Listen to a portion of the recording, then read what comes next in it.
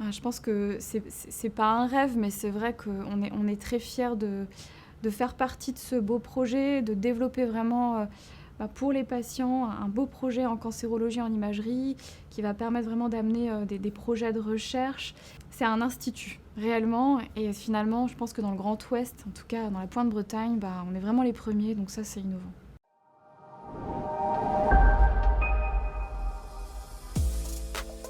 Et ce qui me motive et ce qui me porte, moi, personnellement, c'est que je vais je vais travailler sur une thèse de recherche qui va porter sur l'identification de biomarqueurs d'imagerie qui seraient prédictifs de réponse et de toxicité à des traitements innovants dans le cancer pulmonaire.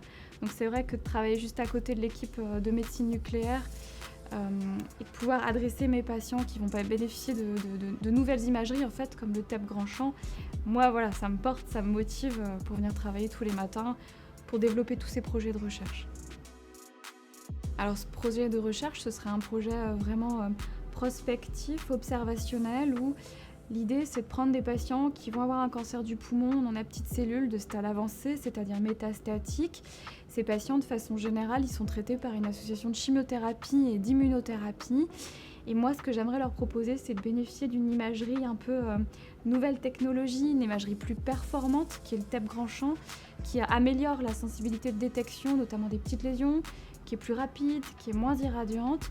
Tous ces patients bénéficient d'un TEP avant de commencer le traitement par chimio-immunothérapie et de les suivre ensuite sur les mois qui suivent, les années qui suivent, et de voir qui a répondu, qui n'a pas répondu au traitement, et de savoir si ce TEP qu'on a fait au tout début, finalement, il pouvait permettre de différencier ces sous-groupes de patients plus ou moins bons répondeurs. Voilà, et on va le commencer dans les semaines qui viennent. Oui, on m'avait promis un bureau avec des murs roses et avec une collègue de travail. Au final, je vais avoir un bureau avec des couleurs vertes et avec un collègue de travail qui nettoie pas souvent ses tasses de café. Pas vraiment préoccupée, même si on est toujours un petit peu stressé que tout roule bien, mais vraiment impatiente. Impatiente parce que le bâtiment, il donne envie, il est grand, il est sympa, il est aéré, il y a de la lumière.